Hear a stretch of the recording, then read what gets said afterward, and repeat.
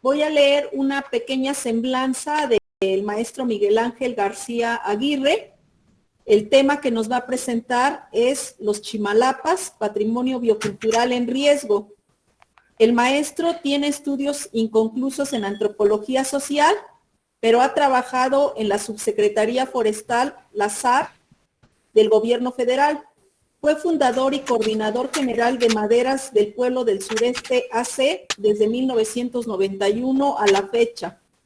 Fundador y coordinador regional del Comité Nacional para la Defensa y Conservación de los Chimalapas de 1991 a la fecha. Fue coordinador de asesores de la Secretaría de Pueblos Indígenas de Chiapas de 2001 a 2003 y asesor de la Secretaría de Asuntos Indígenas de Oaxaca.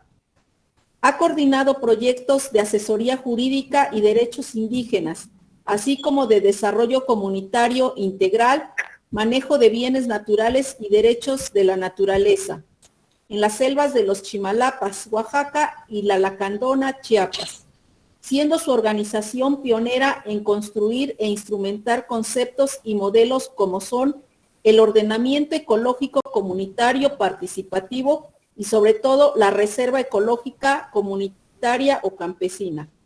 A nivel de investigación, fungió como asistente de investigación del doctor Jean de Vos, director de CIESAS Sureste. Ha publicado 4 libros diversos ensayos y capítulos de libros, así como un sinnúmero de artículos periodísticos, relativos todos a la problemática socioambiental de México y en especial de sus 2 bioregiones más importantes, Chimalapas y la Lacandona. Damos la bienvenida al maestro Miguel Ángel y vamos a escuchar lo que tiene preparado para nosotros. Adelante, maestro. ¿Lo pueden poner? ¿O cómo la veo yo? ¿No la puede ver, maestro? La veo, pero en pequeño. La veo aquí en pequeño. A ver, déjeme ver. Pues donde está el cuadrito de la presentación, dele doble clic para que la vea más grande.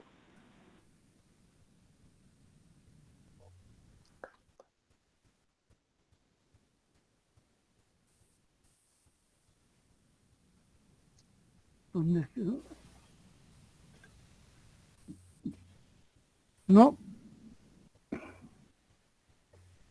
Pues así de chiquito lo voy viendo, pero para empezar ya, porque no me da la pantalla completa. Adelante, Miguel Ángel. Bueno, sí, miren, me voy a hablar primero quiero agradecer la invitación y también aclarar de una vez, porque nuestra organización, con muchas otras que hemos trabajado por años con los pueblos indígenas, no estamos muy convencidos ni de acuerdo con la palabra educación ambiental, porque ha sido utilizado de manera vertical y colonialista. Es decir, ahora resulta que los urbanos educamos a los pueblos indígenas en materia ambiental. Eso es bastante discriminador y es absolutamente absurdo. Nosotros quisiéramos manejar el término de reflexión ambiental y diálogo de saberes y reflexión ambiental. Bueno, dicho esto, pues voy a hablar de la selva, de la llamada selva de los Chimalapas, o más bien bioregión ancestral. Y si quiere pasar la que sigue.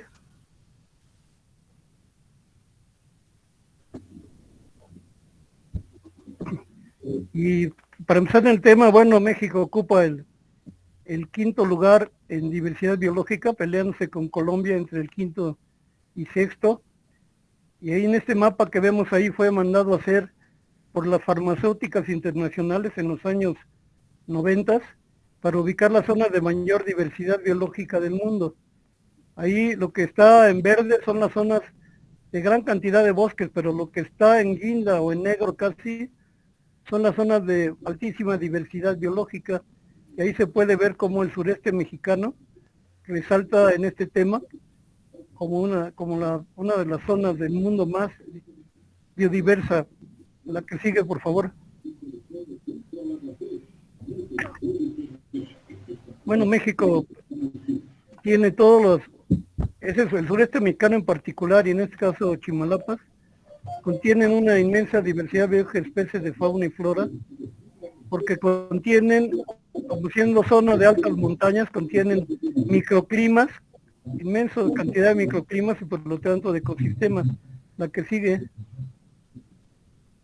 Aquí podemos ver el otro componente de lo que los académicos han denominado como bioculturalidad, que es que México, al mismo tiempo de ser el quinto lugar en diversidad biológica, ocupa el sexto en diversidad cultural pese a todo. Esa es la extinción paulatina que ha venido ocurriendo en los pueblos indígenas, por imposición, por el colonialismo interno, por discriminación. Aún todavía nos quedan 68 pueblos indígenas con cultura y lengua, y esto da el número 6 en el mundo. Entonces es quinto en diversidad biológica, sexto en diversidad cultural, y eso es lo que los académicos, esa conjunción, le han llamado la bioculturalidad. La que sigue, por favor. Aquí se ven los pueblos ubicados en todo el país. Esta lámina aún sigue vigente, aunque están ya en riesgo de desaparición varios de los 68 pueblos. Hay que diferenciar también la cantidad de comunidades indígenas y familias indígenas con la cantidad o diversidad de pueblos indígenas. Por ejemplo, Yucatán está muy poblado de mayas, pero de una sola lengua y cultura. En cambio, Oaxaca y Chiapas están llenos de diferentes pueblos indígenas y el pueblo negro, sobre todo en Oaxaca. El pueblo negro afromexicano. La que sigue, por favor. Bueno, si esto existe, es lo primero que hay que señalar. Si esto existe, no ha sido gracias ni a la educación ambiental, ni al modelo de desarrollo impuesto en esas regiones, ha sido en términos de que los pueblos indígenas, primero con su cosmovisión y luego con su movilización, han protegido y defendido estas zonas de alta diversidad biológica, que al mismo tiempo son montañas, que al mismo tiempo son agua y que al mismo tiempo son regulación climática. La que sigue, por favor. Y bueno, son dos los estados que comparten las dos diversidades, o lo que sería en términos académicos de la bioculturalidad. En primer lugar, el estado de Oaxaca, el segundo, el estado de Chiapas, en ambos conceptos. Sin embargo, la diferencia agraria y la historia agraria de ambos estados es idéntica pero inversa. En Oaxaca, el 80% de la superficie es territorio no solo social, de propiedad social, sino comunal. El 80% es comunal, y de 540 municipios, 517 están reconocidos como pueblos indígenas, como comunidad, como municipios indígenas constitucionalmente. En cambio en Chiapas pues no ocurre esto, ocurre lo inverso. Bienes comunales, el más grande que existe, que es el de los supuestos lacandones, la llamada comunidad lacandona, es un fraude agrario histórico. La que sigue, por favor.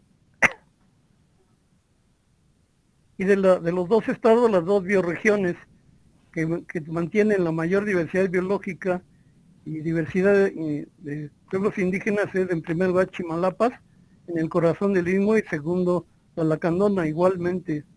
La que sigue.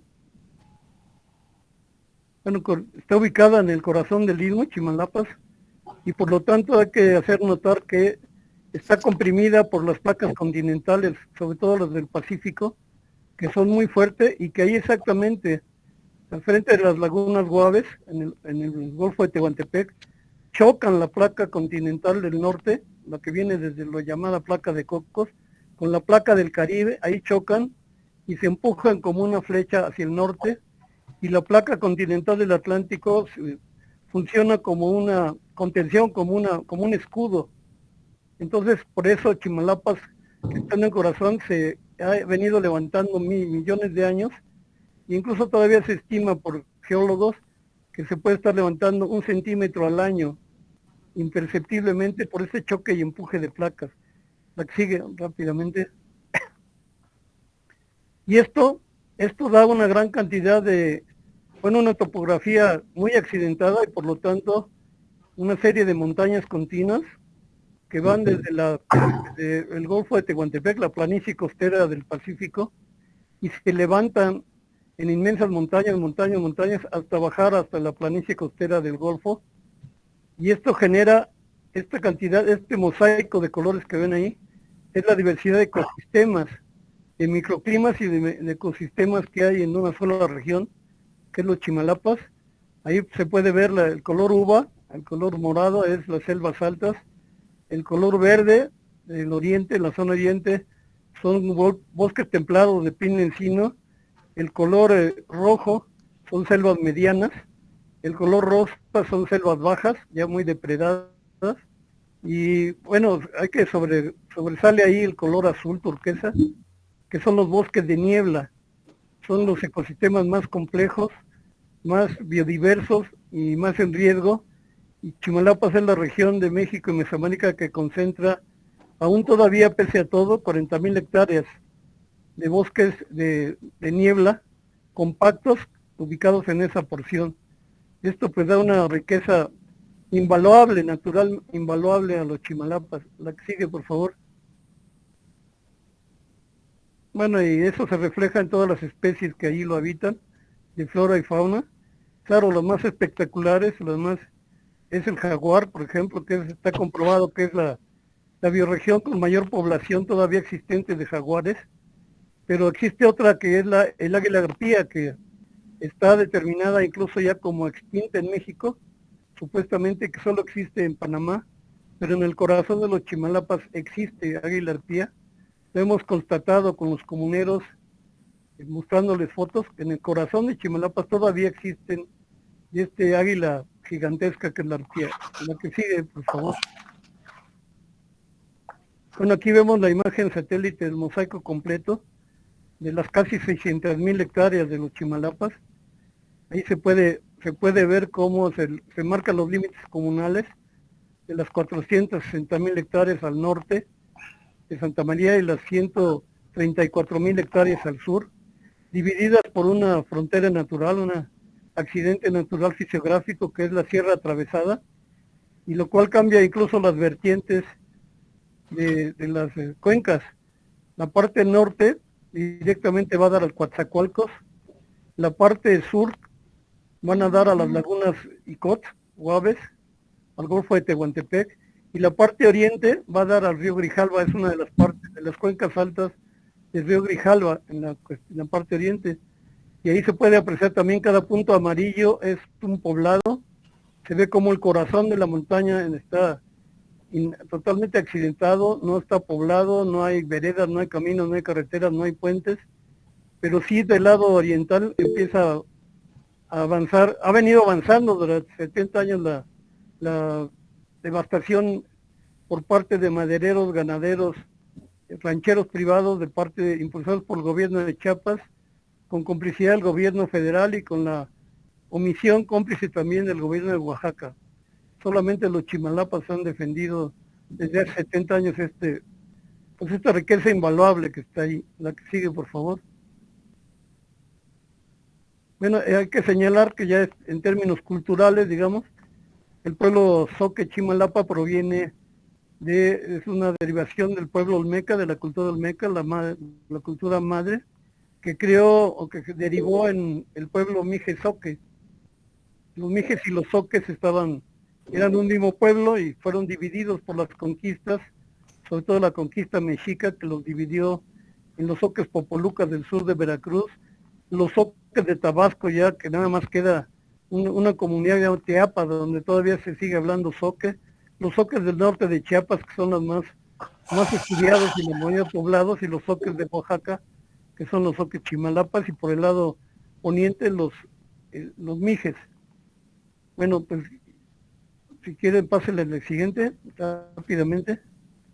Bueno, los Chimalapas han dado esa lucha constante y permanente por defender su territorio, sus bienes naturales. La que sigue, nos vamos a brincar por ahí, nada más pásenle rápido, son las imágenes de los paisajes que hay en los Chimalapas, las selvas altas. La que sigue, 3 minutos, Miguel Ángel. sí, los bosques de niebla. Bueno, ya si quieren pasemos, yo quisiera pasar a la siguiente lámina nada más del conflicto. Pásenle, yo les digo en cuál. pásenle, síguele pasando, porque ahí se no. Ahí empieza ya la deforestación, la devastación del lado oriental, los pistoleros que han, 50.000 hectáreas devastadas durante 70 años, de bosques de niebla, selva alta y bosques de niebla. La que sigue, quiero pasar, ahí miren, en esta imagen se ve, es una imagen del 99 que hicimos con SIG. Ahí se ve en la porción oriente, en los Chimalapas, se ve una panza, una línea. En Chiapas desde los 70 se apoderó de ella y luego quiso hacer legal con patrocinio de González Garrido. El límite comunal se ve irregular, colinda con Veracruz, luego por el lado poniente con la colonia Cuauhtémoc en Oaxaca, pero en el lado oriental va dando vuelta el límite comunal, mientras hay una raya de un límite, una raya en línea recta que va directa de la Jineta del Martínez, el Cerro de la Jineta del Martínez, y esto es lo que se acaba de ganar con la sentencia de la Suprema Corte de Justicia de la Nación. Durante 70 años fue invadida, durante 70 años fue impune, pero hace 9 años logramos meter una controversia constitucional por invasión de los municipios indígenas de Santa María y San Miguel Chimalapa, y apenas el 8 de noviembre se ganó 10-1 en una sentencia que la propia Corte dijo que era histórica, una sentencia histórica que sentaba un precedente increíble. Bueno, hasta ahí entonces le dejamos ahorita. Gracias, Miguel Ángel. Adelante, maestra.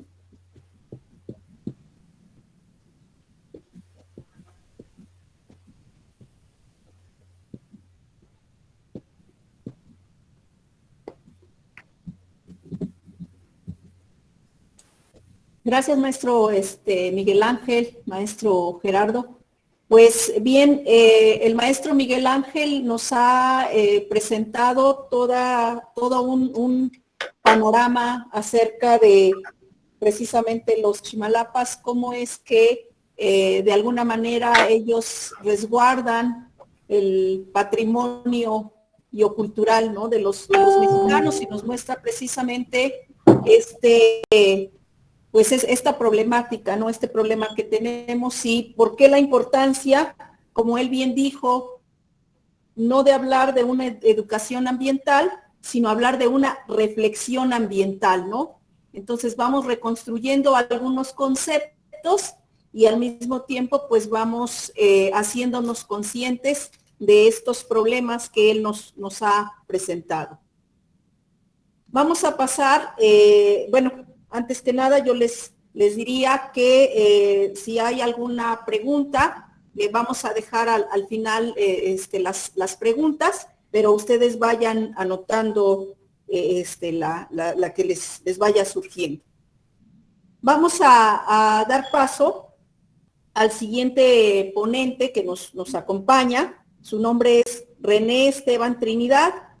Él nos va a hablar sobre el tema de Teopanzolco, zona arqueológica y ceremonial en riesgo. Es muy importante también, al igual que la anterior ponencia, es muy importante que nosotros pues escuchemos y nos hagamos conscientes sobre lo que nos va a presentar el maestro. Voy a leer una pequeña semblanza del maestro. Él estudió en la Universidad Veracruzana Intercultural, es maestro en Antropología Social por la UAP y actualmente es el titular del INPI en Puebla y Tlaxcala. Ha publicado en El Colibrí, publicación en lenguas originarias, Quinto Poder, Noticias. Temaxtianini, dar a luz en la Sierra Norte de Puebla, sobre la partería, los que cargan el mundo. El martes de carnaval entre los nahuas y Coahuila. Ofrenda de los muertos Vicaihuitl, la fiesta de los difuntos en Coahuila. Los trigrillos de Tlaxpa y especialmente su investigación sobre el cerro sagrado y ceremonial del Yelotectl. En la comunidad de Coaxicala, Huauchinango, Puebla, y sobre la zona arqueológica de Teopanzolco. Pues damos la bienvenida al maestro. vamos a escuchar lo que él tiene preparado para nosotros, para poder reflexionar en esta tarde. Maestro, le doy la palabra, usted nos va compartiendo si es que tiene su presentación. Sí, muchas gracias por la presentación. Buenas tardes a todos, a todas. Es un placer estar en este diálogo intercultural de saberes, en este día memorable, Día de la Educación Ambiental, que nos hace mucha reflexión. Son varios temas que a mí me gustaría ir tocando. Voy a empezar a compartir pantalla. Nomás que no me deja aquí también. Ya lo estábamos viendo, ¿eh? A ver, lo vamos a volver a...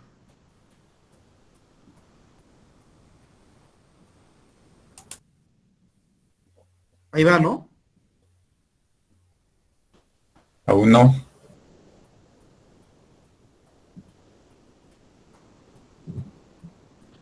¿Ahora? Tampoco. Ahí va. Ahí está.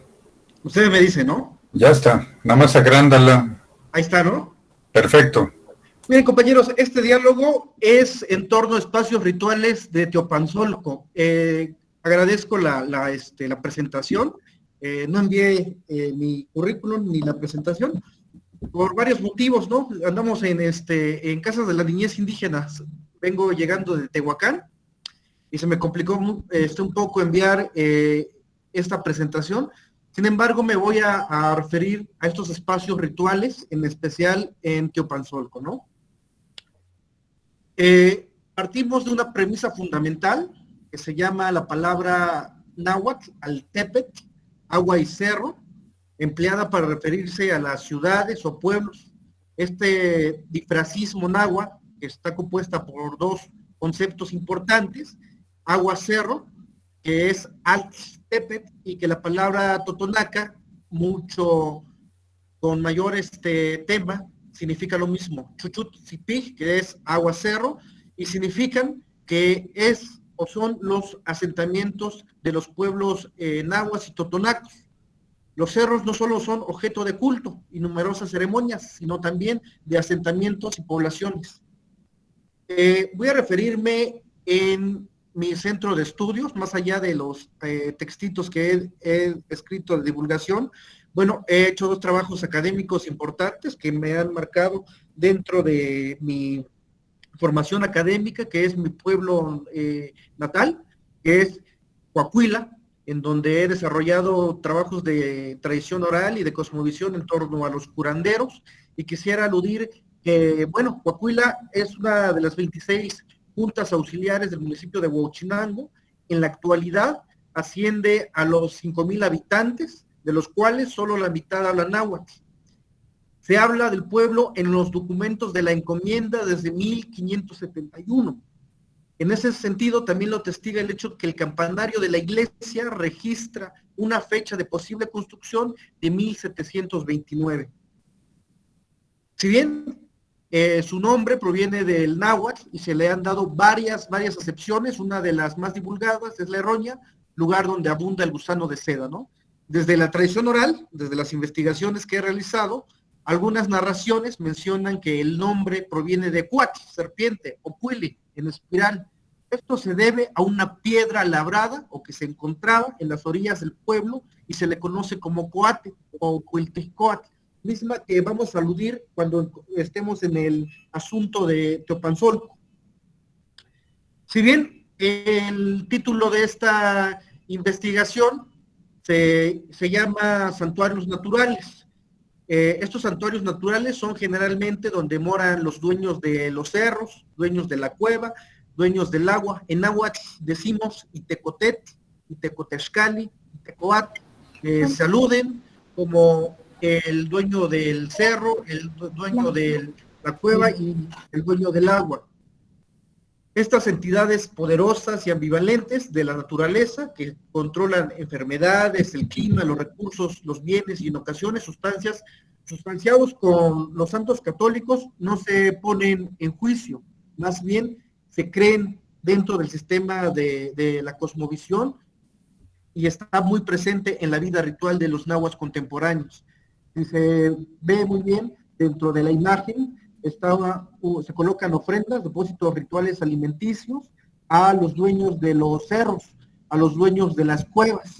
Esto se le conoce en términos académicos como santuarios naturales. En términos nahuas les decimos texcali, cuevas, espacios o oquedades terrestres que se estructuran dentro de una serie de sistemas de creencias que enfocan la lengua, la cultura y la historia de cada pueblo. Bien, dentro de mis investigaciones en el 2015-2016, porque si bien se narra desde Teopanzolco, desde el 2016, esto no es nada nuevo, no es que se haya descubierto, no es que se haya sacado a la luz, está desde que vivían mis bisabuelos y de mis bisabuelos sus bisabuelos, es desde antaño, ¿no?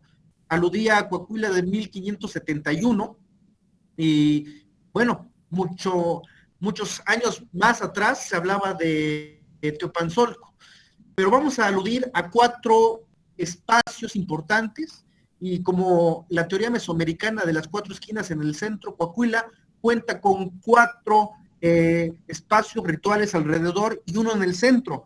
No es digamos, no es nada curioso, nada de eso, es así. Dentro de las entidades ambivalentes que se creen el aire y los dueños y los señores sagrados están dentro de estas cuestiones.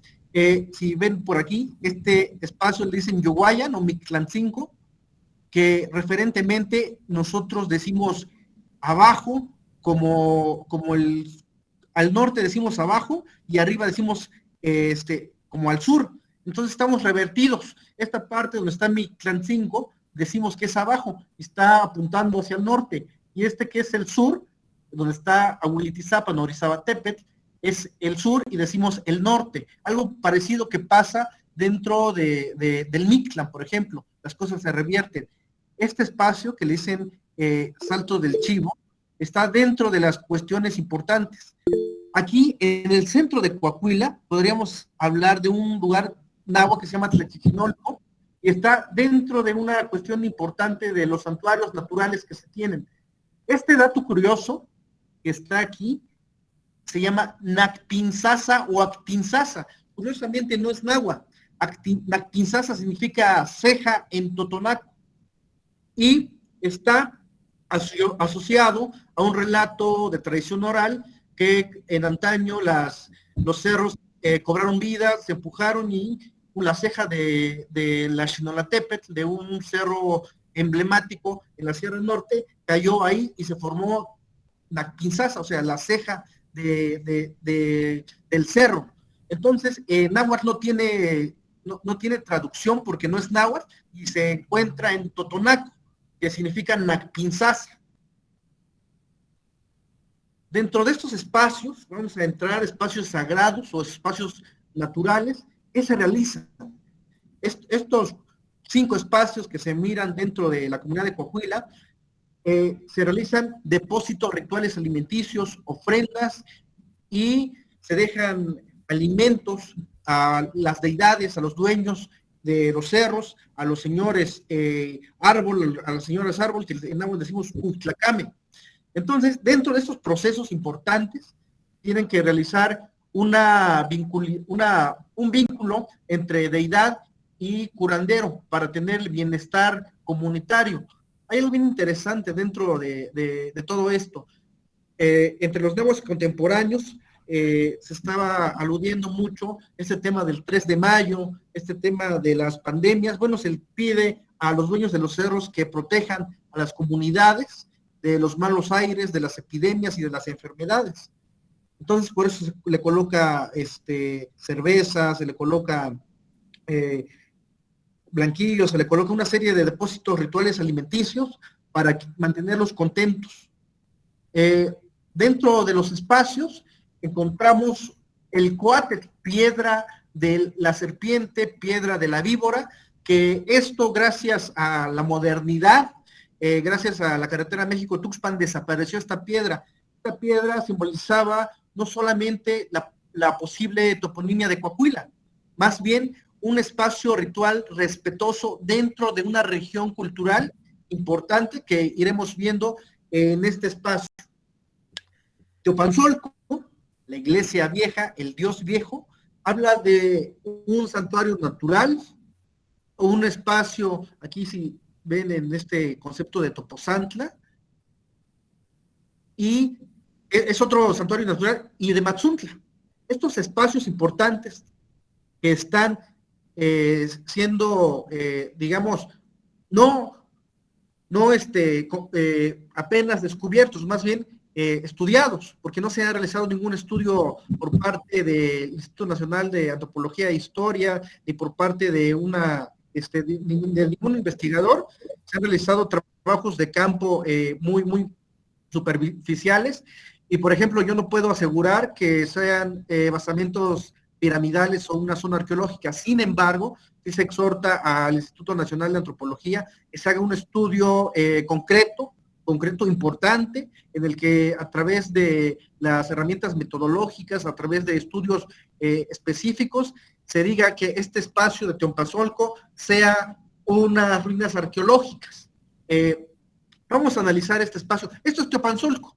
Aquí se habla de la iglesia vieja, aquí se habla del Dios viejo, que está dentro de esta región cultural que se llama Matzuntla. Vamos a pasar de aquí, de Teopanzolco, a un costado, está un centro ceremonial mucho más importante, que se llama Topozantla. En Topozantla se siguen realizando estudios de diferentes visitas de campo que he realizado, siguen realizando prácticas rituales entre los nahuas contemporáneos, siguen realizando, siguen ofrendando a los cerros. Dentro de esta región de Teopanzolco es la limitante, digamos. No sabemos si Teopanzolco pertenece a Coahuila, si Teopanzolco pertenece a Xilocuautla, a Huacatlán o a Jaltepec, que son las comunidades aledañas. Lo que sí se sabe, y esto sí se puede asegurar, que son las fronteras imaginarias de estas 4 comunidades que se aluden y están en las limitantes.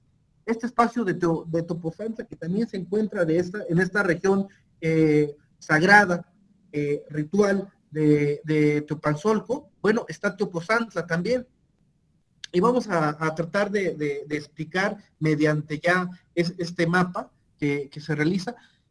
Si bien aquí dentro de... 3 minutos. Gracias. Dentro de este espacio que está la pedrera, que ya fue clausurada, en este espacio, esta región se le conoce como Matzuntla. Lo que podríamos aludir, no sé por qué no se marcan los puntitos, pero lo que podríamos aludir, que en este espacio donde está el mouse, se conoce como Teopanzolco.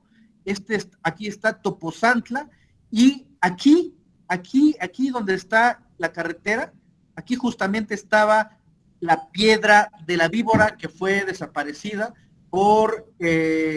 estaba esta piedra que fue desaparecida, se presume por los ingenieros de Ica, se presume que fue un ingeniero que la compró, bueno, estos espacios importantes y santuarios naturales se debe a la cuestión de la ritualidad. Se tiene que respetar mucho esta cuestión natural, esta cuestión ritual, para que no se sigan pues saqueando estos espacios, ¿no? Insisto, no sé por qué no se marcan los puntitos, pero en esta parte estaba el coatl. Aquí, donde veíamos más o menos en esta parte, está la pinzaza, el espacio sagrado, que se sigue realizando rituales a la madre tierra, a los dueños, a los cuidadores del monte, en esos espacios de la Kinshasa y se siguen realizando esos trabajos de ritualidad.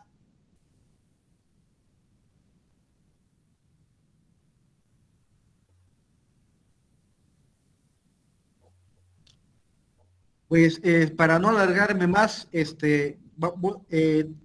sería como la breve charla dentro de esta cuestión de santuarios naturales y espacios sagrados. Gracias, René. Adelante, maestra. Muchas gracias, maestro René. Su presentación ha sido muy, muy interesante, nos ha permitido pues darnos cuenta precisamente de esta riqueza cultural que tenemos y que de alguna manera muchas veces llegamos a desconocer, y en este desconocimiento pues hace que tengamos también un desentendimiento, ¿no?, para poder preservar estos espacios tan importantes y por ende, bueno, pues la educación hacia los pequeños, en este caso a las generaciones más jóvenes, pues cada vez se ve más vulnerable, ¿no? Agradecemos a usted, maestro. Vamos a continuar con nuestro siguiente ponente. Vamos a presentar en este momento al licenciado Alberto Hernández Rojas, que también nos ha preparado un tema muy, muy interesante llamado Marco Jurídico de la Biodiversidad. En este día que estamos conmemorando el Día Mundial de la Educación Ambiental, el tema pues queda muy, muy presente, muy, muy importante, sobre todo porque no nada más se trata de que conozcamos la biodiversidad que tenemos, sino también que conozcamos cómo ésta ha sido protegida desde el ámbito jurídico, desde el ámbito legal, y al mismo tiempo, pues, saber cuáles son las limitantes, ¿no?, que se han puesto. Voy a leer una pequeña semblanza del licenciado Alberto Hernández Rojas, quien es, como ya lo he dicho, licenciado en Derecho y Ciencias Sociales por la Universidad Autónoma de Puebla. Ha sido asesor jurídico de los ejidatarios de San Andrés Azumiatla, Puebla, en la defensa de sus tierras ejidales en contra del señor Fidel Tepet. Asesor jurídico de los campesinos de San Francisco Ocotlán, Coronango, Puebla. Miembro fundador de la Comisión Tacachihualis AC para la defensa de los derechos humanos indígenas de San Miguel Sinacapán, Cuetzalan, Puebla. En Culturas Populares, Puebla, estuvo a cargo como asesor jurídico de los artesanos alfareros de la Luz, Centro Histórico de Puebla, de la amenaza de desalojo de sus viviendas y en la defensa de sus centros de trabajo, hornos comunitarios. Fue presidente fundador del Frente Regional de Abogados Democráticos AC para la defensa de los derechos humanos indígenas. En 2002 se desempeñó como secretario general del Ayuntamiento Municipal de Zapotitlán de Méndez, Puebla. De 2003 a 2005 fue asesor jurídico del Ayuntamiento Municipal de Tuzamapan de Galeana, Puebla. 2004 a 2005 fungió como asesor jurídico de la Casa de la Mujer Indígena Cami Cuetzalan. En 2008 a 2010 fue secretario general del Ayuntamiento Municipal de Zapotitlán de Méndez, Puebla. Actualmente es promotor cultural en la Unidad Regional Puebla de Culturas Populares, Indígenas y Urbanas. Damos la bienvenida al licenciado Alberto, que nos tiene preparada también una charla muy, muy interesante. Muy buenas tardes, licenciado. Le dejamos el control si es que tiene su presentación. Adelante. Sí, doctora, muy buenas tardes. Buenas tardes, un agradecimiento por la invitación a participar en esta mesa de diálogos de saberes, patrimonio biocultural en riesgo.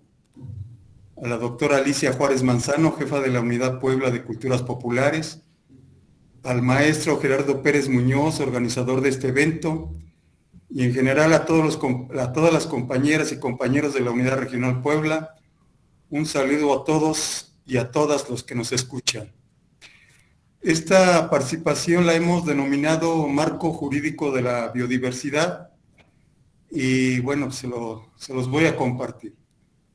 Existe un marco normativo internacional referente a la diversidad biológica que nos permite tener claridad de los conceptos legales que regulan los elementos referentes a este campo del conocimiento humano. Dentro de este marco jurídico existen convenios y protocolos internacionales que nos dan cuenta de la riqueza de la diversidad biológica. Están, por ejemplo, el Convenio sobre la Diversidad Biológica, el Protocolo de Nagoya, el Protocolo de Cartagena, Convenio sobre el Comercio Internacional de Especies Amenazadas de Fauna y Flora Silvestre, Convención sobre la Conservación de las Especies Migratorias de Animales Silvestres, Convenio Ramsar relativos a los humedales de importancia internacional, por mencionar algunos.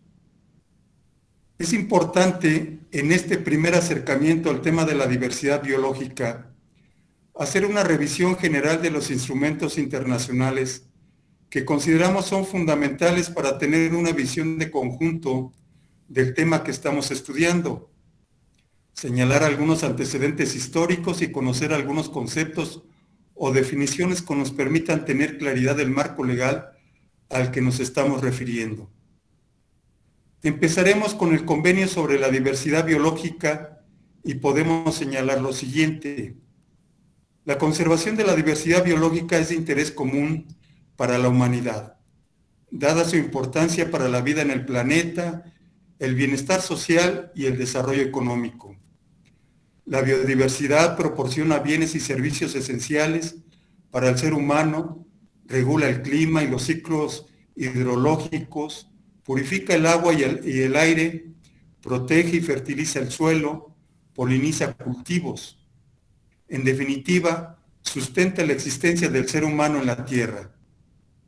Dependemos de estos bienes y servicios que los ecosistemas nos proporcionan para obtener recursos tan necesarios como alimentos, medicamentos o fibras. De hecho, el 40% de la economía mundial depende de la salud de los ecosistemas. Sin embargo, en las últimas décadas asistimos a la pérdida de esta biodiversidad a un ritmo sin precedentes, que conlleva múltiples impactos ambientales, económicos y sociales, y pone en riesgo la capacidad de la Tierra para mantener la calidad de vida del ser humano.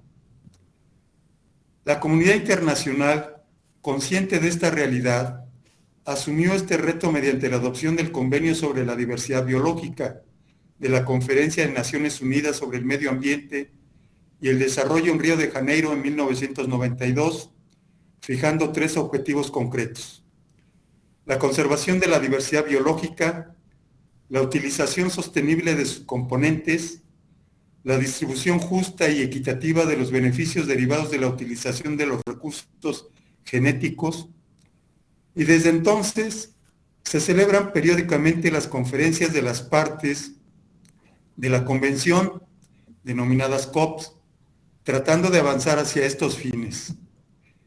En la COP número 10, celebrada en 2010 en Nagoya, Japón, se formularon las metas de Aichi, 20 objetivos específicos sobre biodiversidad a alcanzar en 2020. Ese mismo año fue proclamado como Año Internacional de la Biodiversidad y las Naciones Unidas declaró el periodo 2011-2020 como década de las Naciones Unidas sobre la diversidad biológica. Durante esta 10ª reunión de la Conferencia de las Partes, también se actualizó y aprobó el Plan Estratégico para la Biodiversidad para el periodo 2011-2020. Este documento recoge de forma explícita la necesidad de asociación y colaboración a todo nivel para poder aplicar eficazmente dicho plan. Para ello, se apuntaba como necesaria la promoción de la adopción de prácticas favorables a la diversidad biológica por parte de diversos sectores. Para alcanzar este objetivo, la Secretaría del Convenio ha fomentado el establecimiento de iniciativas nacionales y regionales para facilitar un foro de diálogo entre todas las partes interesadas. Pero, ¿cuáles son las partes fundamentales y cómo se integra el citado convenio sobre la diversidad biológica? Tenemos que se integra por 42 artículos y 2 anexos.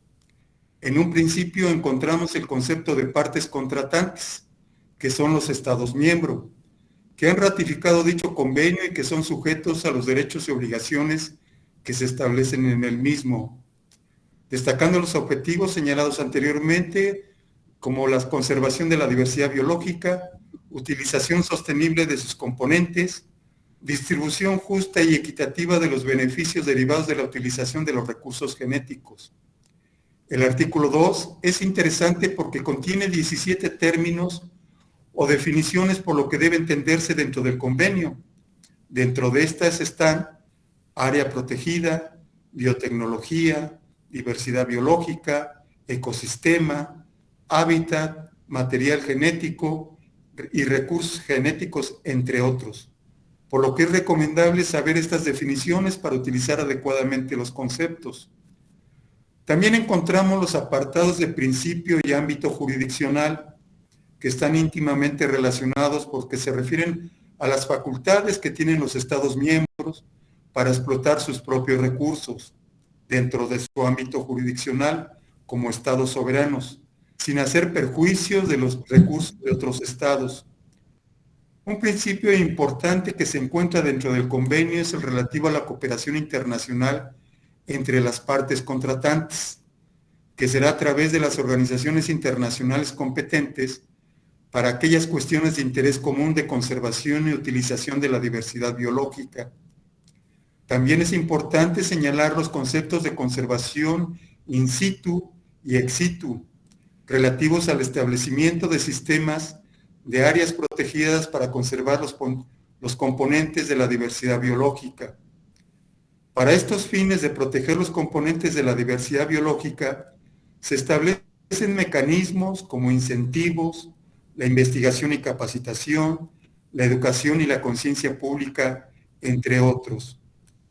Un tema importante pero delicado es el relativo al acceso a los recursos genéticos, donde se establece que las partes contratantes se pondrán de acuerdo para facilitar dicho acceso, pero siempre con el consentimiento previo y fundamentado de la parte contratante que sean países origen de esos recursos. Otro aspecto importante que regula el convenio es el relativo al acceso y transferencia de tecnología, que se contempla también como biotecnología, y que está íntimamente relacionado con el intercambio de información entre las partes contratantes, o sea, los Estados miembros. Y contempla dicho apartado la cooperación científica y técnica que, unidos dichos mecanismos, darán como resultado la conservación y utilización sostenible de la diversidad biológica. Existe también el rubro de la gestión de la biotecnología y distribución de sus beneficios, que contempla una distribución equitativa respecto de los países en desarrollo.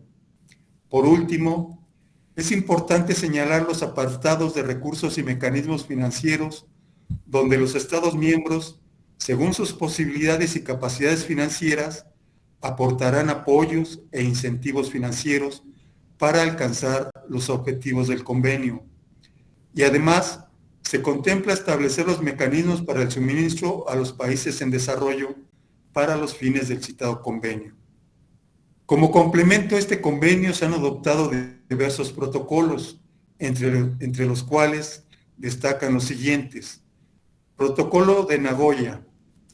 El Protocolo de Nagoya sobre acceso a los recursos genéticos y participación justa y equitativa en los beneficios derivados de su utilización al convenio sobre la diversidad biológica es un acuerdo internacional y complementario cuyo objetivo es compartir los beneficios derivados de la utilización de los recursos genéticos en forma justa y equitativa, teniendo en cuenta todos los derechos sobre dichos recursos y tecnologías para contribuir con la conservación de la diversidad biológica y la utilización sostenible de sus componentes. Fue adoptado por la Conferencia de las Partes en su 10ª reunión, la COP10, el 29 de octubre del 2010 en Nagoya, Japón, y entró en vigor a nivel internacional el 12 de octubre de 2014. Vamos a destacar los aspectos más importantes de este protocolo. Intercambio de información establecido en el artículo 14. Queda establecido un centro de intercambio de información sobre acceso y participación en los beneficios como medio para compartir información relacionada. Participación de las comunidades indígenas y locales y consentimiento fundamentado previo. Cada parte adoptará medidas, o sea, cada Estado parte adoptará medidas según proceda, con mira a asegurar que se obtenga el consentimiento fundamentado previo a la aprobación y participación de las comunidades indígenas y locales para el acceso a los recursos genéticos cuando estos tengan el derecho establecido a otorgar acceso a dichos recursos. Hay que señalar que este principio fundamental de los pueblos originarios de consulta previa e informada y que tiene su fundamento en el artículo 6 del Convenio 169 de la Organización Internacional del Trabajo ha sido violado sistemáticamente en nuestro país, ya que no se ha dado debido cumplimiento en cuanto a la realización de cualquier obra pública o acuerdo administrativo que afecte la vida comunitaria de los pueblos. Otro principio que se encuentra establecido en dicho protocolo es el aumento de la concienciación y capacidades y educación ambiental, contenido en los artículos 21 y 22, donde cada Estado parte adoptará medidas para aumentar la concienciación acerca de la importancia de los recursos genéticos y conocimientos tradicionales asociados a recursos genéticos y de las cuestiones conexas de acceso y participación en los beneficios, acceso a la justicia, establecido en los artículos 6, 3, 16 y 18. Tenemos también el protocolo de Cartagena. El protocolo de Cartagena sobre seguridad de la biotecnología del Convenio sobre Diversidad Biológica es un acuerdo internacional también que busca asegurar la manipulación, el transporte y el uso seguro de los organismos vivos modificados que resultan de la aplicación de la tecnología moderna y que puede tener efectos adversos en la diversidad biológica, considerando al mismo tiempo los posibles riesgos para la salud humana. Fue adoptada por la Conferencia de las Partes el 29 de enero del 2000 y entró en vigencia el 11 de septiembre del 2003. Consideramos que estos son los instrumentos internacionales que establecen un parámetro jurídico general para nuestra legislación nacional, que a continuación vamos a examinar en sus ordenamientos más importantes. En nuestro país tenemos un marco jurídico general contenido en 2 leyes nacionales que son la Ley General de Equilibrio Ecológico y la Protección al Ambiente y la Ley General de Vida Silvestre. No quisimos entrar al análisis de la iniciativa de decreto de la Ley General de Biodiversidad, porque aunque fue presentada en octubre del año 2016 y pasó a comisiones para su dictaminación legal, no fue presentada hasta el día de hoy al Pleno de la Cámara de Senadores para su aprobación y por lo tanto no es ley oficial, además de que he recibido muchas críticas en su elaboración y contenido.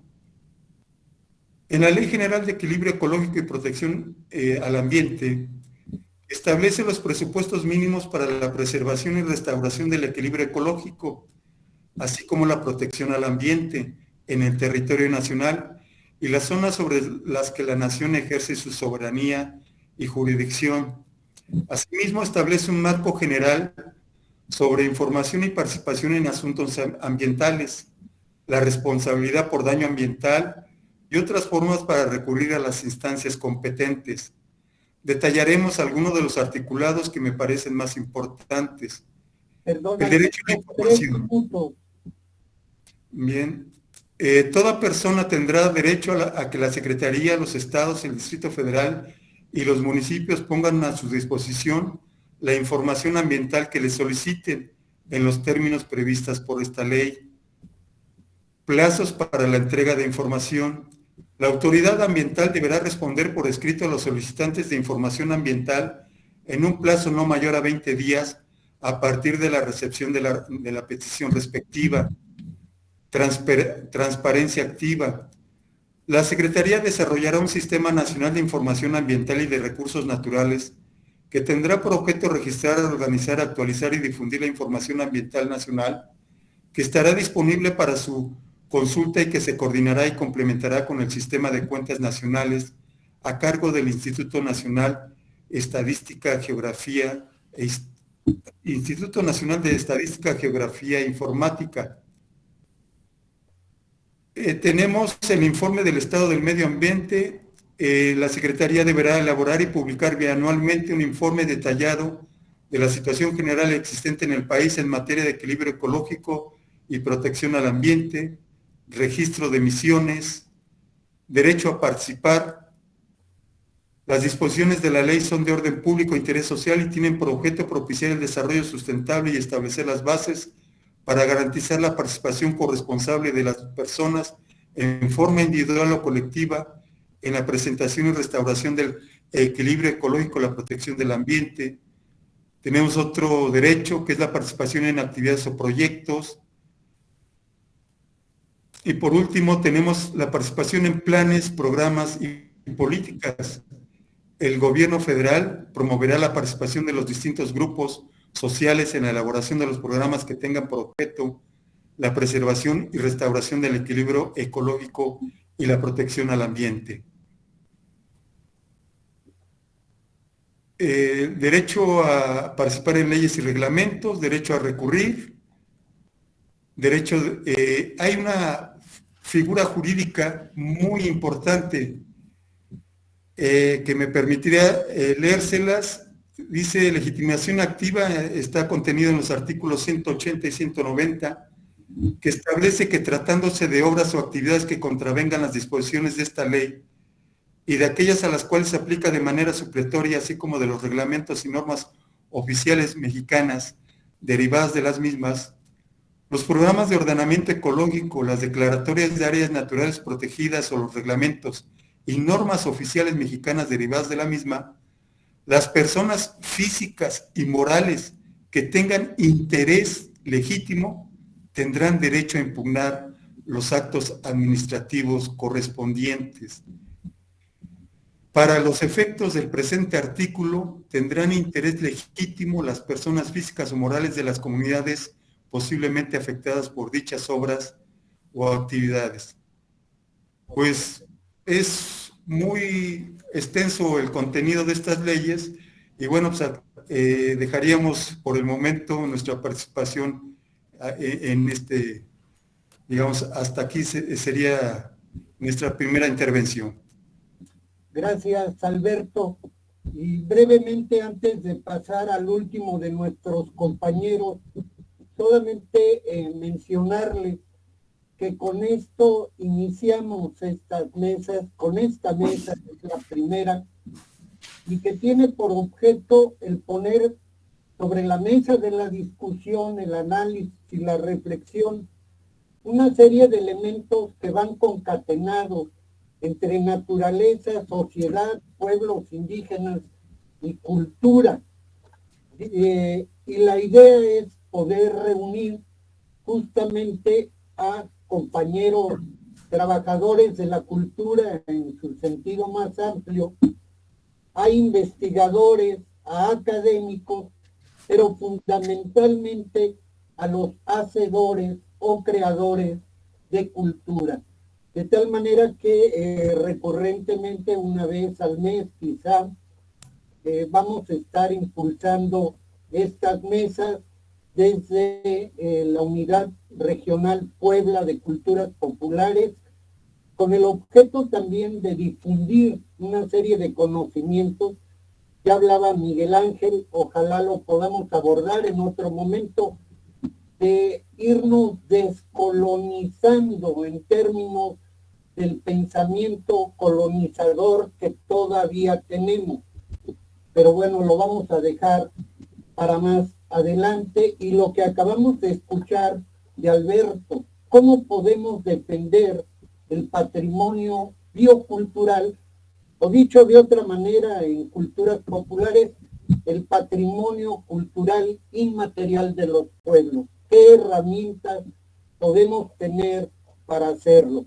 Y con esto le cedo la palabra a la maestra Alicia Juárez para que nos presente al último compañero de esta mesa. Muchas gracias, licenciado Alberto. Muchas gracias, maestro Gerardo. Pues, como bien nos comenta y nos hace esta reflexión acerca de la importancia de estos temas que se están tocando en esta mesa y que es importante que pues nosotros reconsideremos y que hablemos de que debe de ser una reflexión permanente entre los diversos actores sociales. Vamos a pasar al último participante, que voy a leer una semblanza de él. Su nombre es Gerardo Romero Bartolo y el tema que nos va a presentar es Patrimonio Biocultural y Geografía Comunitaria. Gerardo Romero Bartolo es un joven originario de San Salvador El Seco, Puebla. En 2017 se graduó como geógrafo en la UNAM con una tesis sobre geopolítica de las luchas territoriales en la Sierra Norte de Puebla.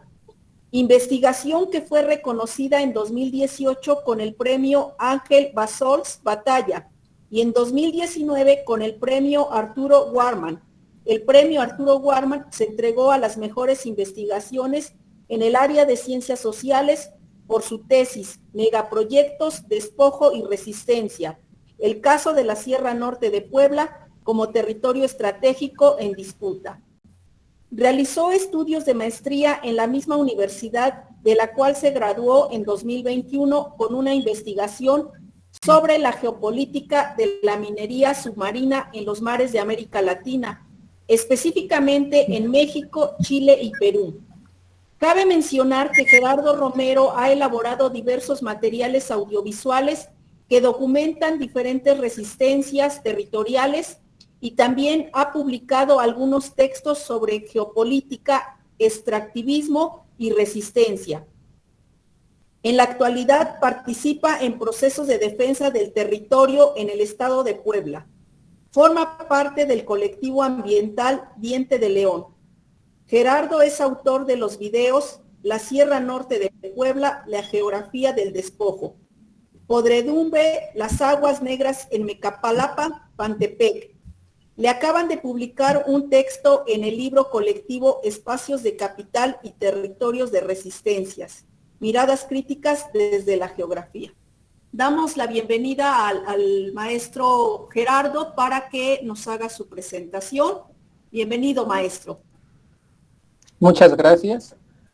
Primero que nada quisiera dar las gracias obviamente a mi tocayo Gerardo por la invitación, también a la Dirección General de Culturas Populares, por de alguna manera abrir un espacio breve para la discusión, para la reflexión, el diálogo de este tema tan importante que es el patrimonio biocultural, tema que obviamente tiene múltiples aristas y nos podemos acercar a él desde diversas perspectivas. Y también me da mucho gusto ver, por ejemplo, que esta reunión, este foro, este conversatorio, pues está bastante nutrido. Yo por lo que pude ver ahora que algunas personas encendían sus cámaras, pues vi personas adultas, personas mayores de edad, varios jóvenes también. No sé, eso sí, no sé si por ahí haya algunos niños. Pero bueno, me da mucho gusto ver gente de todas las edades, porque justamente esta problemática del patrimonio biocultural y específicamente creo de su defensa, pues es un tema, o debiera ser un tema tan importante pues para todos nosotros en tanto seres vivos pertenecientes a este planeta que lamentablemente hoy en día pues presenta una crisis ambiental, una crisis climática tremenda, la más grande en la historia, que amenaza incluso pues la propia supervivencia, digamos, de nosotros como especie y de todo el planeta, ¿no? Entonces, bueno, eso me da mucho gusto. Y bueno, yo, como lo dijeron un poco en la presentación, yo voy a presentar alguna breve reflexión, es poco el tiempo, pero quisiera presentar 4 ideas básicas sobre este tema que es la defensa del patrimonio biocultural y obviamente tratándolo de llevar a la parte de la geografía, que es obviamente un poco yo lo que trabajo más, pero obviamente estoy a sabiendas de que esta discusión del patrimonio biocultural tiene múltiples aristas, como ya vemos, por ejemplo en esta mesa, pues ya participaron antropólogos, ¿no? Incluso hay abogados, en este caso yo soy geógrafo, entonces ahí, digamos, a este tema le podemos entrar desde diversas miradas, ¿no? Entonces, bueno, eso es lo que voy a comenzar. Y primero que nada quisiera mencionar algo que ahorita Gerardo estaba comentando antes de que tomara la palabra, que es que este concepto o esta idea de patrimonio biocultural no es nada nuevo. O sea, en la academia sí lo podemos rastrear en las últimas décadas, ¿no? Se ha puesto de alguna manera como de moda, ¿no? Incluso lo que mencionaba el maestro Miguel Ángel de que con esta parte de la educación ambiental han surgido un montón de términos que desde la mirada de los pueblos originarios o de las culturas populares, pues no son necesariamente nuevos, ¿no? Digamos, estos pueblos vienen desarrollando técnicas, saberes, conocimientos que tienen que ver con el cuidado de la casa común, del medio ambiente, del territorio, desde hace miles de años. Entonces esto quisiera decir, bueno, en primer lugar resaltar esto. Pero bueno, ya digamos un poco ceñiéndonos a esta, digamos como a las fronteras de este concepto, pues algo rescatable creo de este concepto es que precisamente nos permite ver, captar las relaciones tan estrechas que hay por una parte entre la naturaleza, el medio ambiente, el entorno, el territorio, como le llamemos, la sociedad o la cultura o los pueblos y por otra parte la cultura. Entonces me parece que estos 3 elementos de naturaleza o territorio, pueblos y cultura van estrechamente ligados, ¿no? Y me parece que este concepto en ese sentido sí nos abre, pues digamos, un abanico amplio de oportunidades a partir del cual podemos entrarle no solo a estudiar, sino básicamente entender qué está pasando con este concepto, ¿no? Entonces eso me parece muy importante. Y algo que quisiera señalar ya antes de iniciar un poco con el conjunto de las 4 ideas que voy a exponer, es que este concepto nos da la idea tan importante que es comprender la relación tan estrecha que hay entre la sociedad y la naturaleza. ¿Y por qué digo esto? Porque comúnmente en el pensamiento, podemos decir moderno, occidental, aunque eso es una generalización, pues muchas veces entendemos la naturaleza o el territorio o digamos el patrimonio biocultural como algo externo a nosotros, ¿no? O sea, nosotros somos la sociedad, somos el pueblo, somos un individuo y la naturaleza nos es ajeno.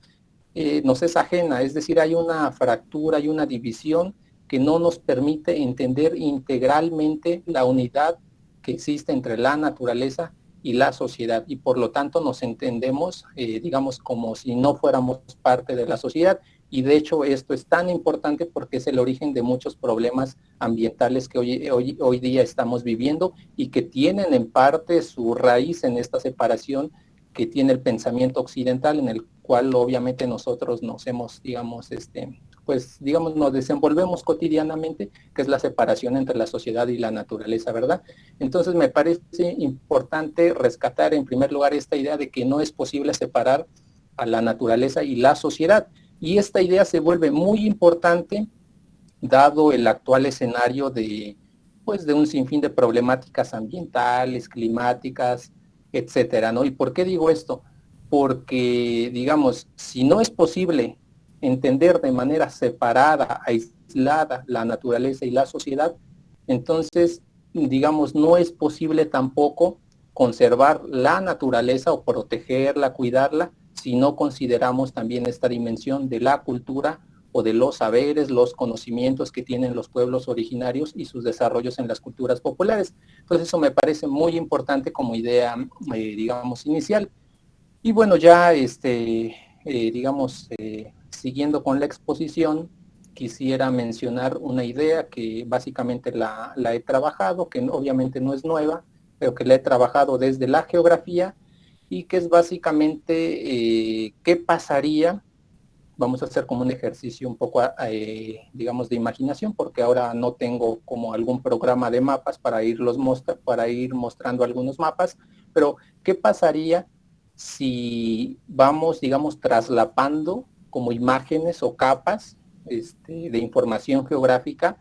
En primer lugar, por ejemplo, de la biodiversidad que existe en México o de la agrobiodiversidad.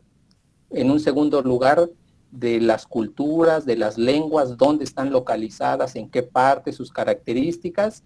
Y en tercer lugar, los conflictos territoriales que tenemos en México, los conflictos obviamente que tienen que ver con el agua, con la tierra, con el territorio, con el patrimonio biocultural obviamente, y también los focos de resistencia y de lucha que están librando hoy en día numerosos pueblos. Y creo que nos encontraríamos con algo que es muy básico, pero me parece que es muy importante que entendiéramos, y es que básicamente, si hacemos traslapes de capas, así como primero la capa como de biodiversidad, después le ponemos la capa de, digamos, de cultura, después de conflictos territoriales, y hasta arriba, por ejemplo, la de las luchas o la defensa de los territorios que están librando numerosas comunidades y pueblos y organizaciones a lo largo y ancho del país.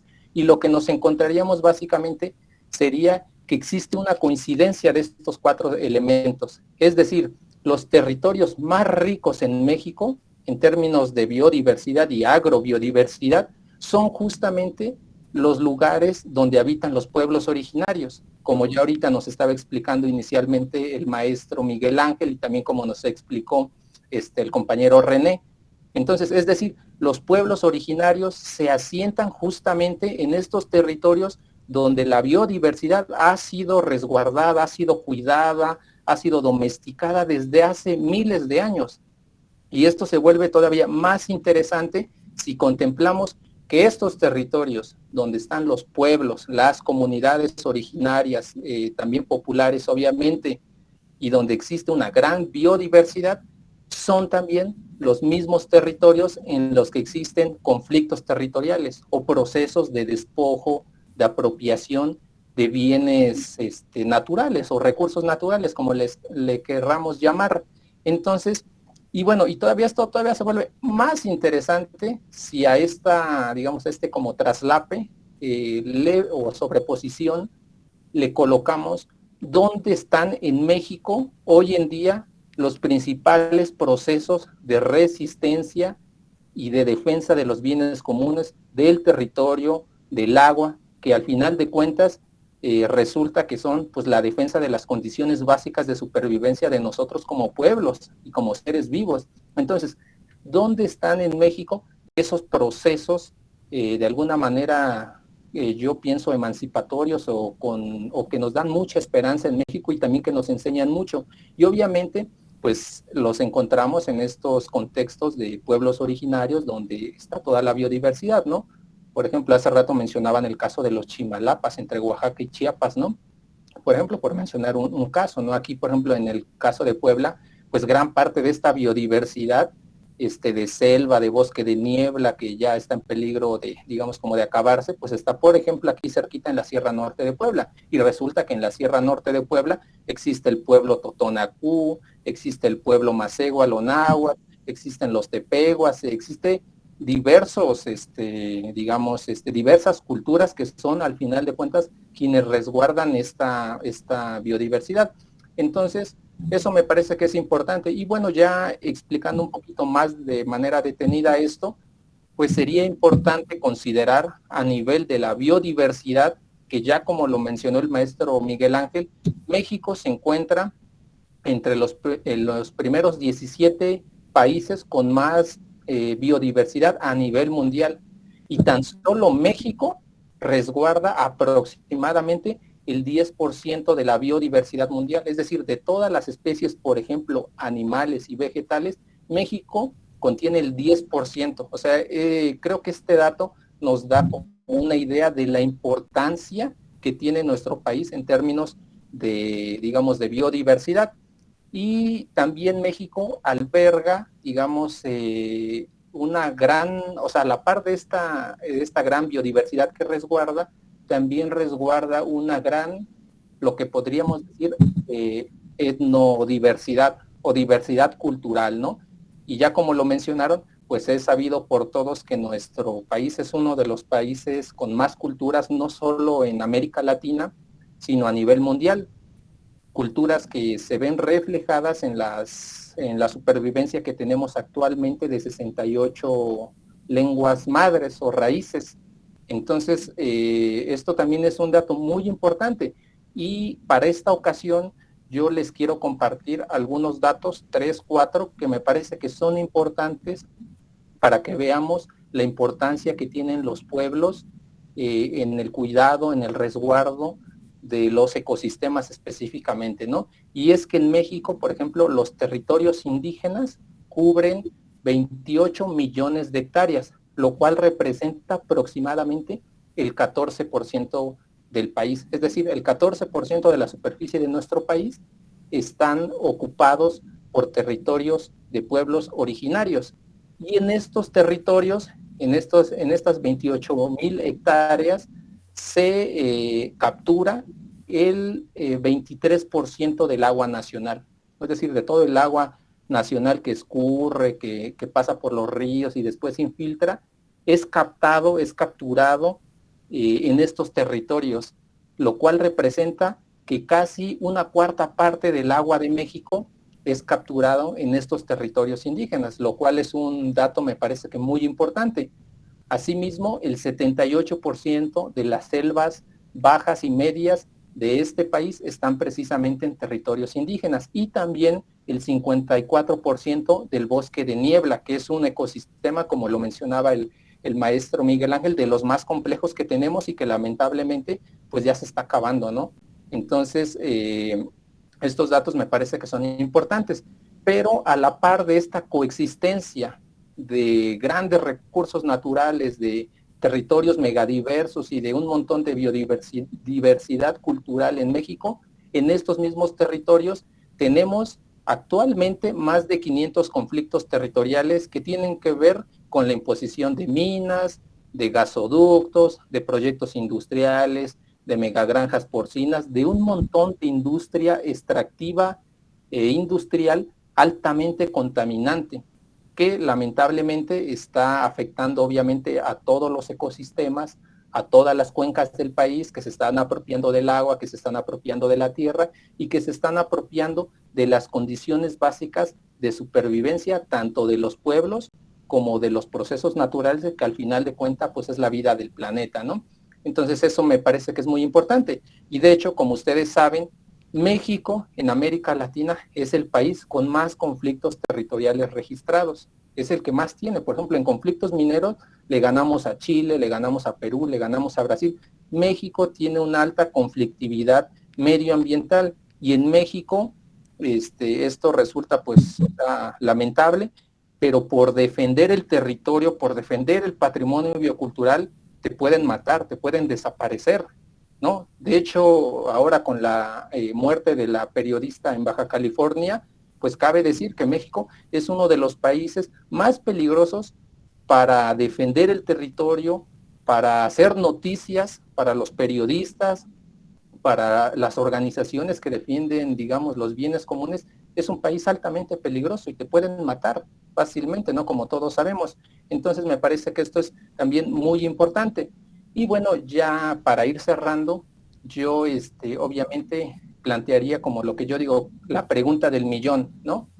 Y es, ¿cómo se va o cómo nosotros vamos a proteger el patrimonio biocultural si actualmente se está despojando y se está desplazando y se está afectando a los pueblos que históricamente han sido sus guardianes? O sea, ¿cómo vamos a lograr? O sea, hoy es el Día Mundial de la Educación Ambiental, pero ¿cómo vamos a lograr concientizar a las personas sobre la importancia del patrimonio biocultural si actualmente, mediante las políticas públicas, mediante obviamente el desarrollo de lo que conocemos como capitalismo y su dinámica salvaje, se está desplazando, se está despojando a estos pueblos, se les están contaminando sus aguas, sus territorios, la biodiversidad? ¿Cómo lo vamos a hacer? Entonces, bueno, yo iría cerrando con esto. O sea, ¿cómo vamos a hacer esto si sus tierras sus territorios se los estamos dando a las mineras, por ejemplo, que actualmente controlan aproximadamente el 15% de la superficie de este país. Entonces me parece que, ya cierro con esto, me parece que es importante que hagamos eventos, obviamente, como el del día de hoy, pero también que hagamos conciencia sobre la importancia que tienen estos pueblos, no solo para el proyecto de país que necesitamos, este proyecto alternativo que necesitamos, sino también la importancia que tienen los conocimientos, los saberes y las prácticas de los pueblos originarios y también de digamos, del pueblo en general, de las culturas populares, para darle solución o darle salida o frenar por lo menos esta crisis ambiental, global, climática que tenemos, que ya nos está llevando, digamos, al borde de la destrucción. Entonces me parece que ahí los pueblos tienen un montón que aportar, porque ellos no se conciben como algo diferente a la sociedad, tienen esquemas de reciprocidad, donde si a la tierra le quito esto, bueno, después me toca darle también. Entonces es un dar y recibir, pero este dar y recibir no existe en el capitalismo. En el capitalismo es la lógica de la ganancia, del productivismo, del consumo desenfrenado. Entonces me parece que es importante que valoremos estas culturas, y hoy más, que es el Día Mundial de la Educación Ambiental. Entonces, bueno, con eso cerraría, y pues muchas gracias por estar aquí. Gracias, tocayo. Y bueno, con esto cerramos la primera parte con la participación de nuestros 4 ponentes, Miguel Ángel, René, Alberto y Gerardo, que déjenme decirles es también campesino, actualmente es campesino, y también es pintor, y muy buen pintor, ¿no? Adelante, maestra. Vamos a la siguiente parte, que serían ya las preguntas. Maestra. Sí, maestro. Pues vamos a pasar a este segundo momento que yo considero es muy importante en este espacio de diálogo, que es una vez que hemos escuchado las diferentes ponencias, los puntos de vista de nuestros expertos, ¿no?, en materia ambiental, pues podamos escuchar ahora a nuestro público expresarse, comentar acerca de qué es lo que piensan, qué ideas nuevas o ideas que ya tenían construidas pueden compartirnos y pueden de alguna manera pues externar, ¿no? No sé, está abierto el micrófono para todos. Si alguien desea pues hacer su pregunta, con mucho gusto levanta la mano o abre su micrófono y escuchamos su pregunta. Uno por uno, por favor. Carlos Valdés, si con todo gusto y confianza puede hacer uso de la palabra.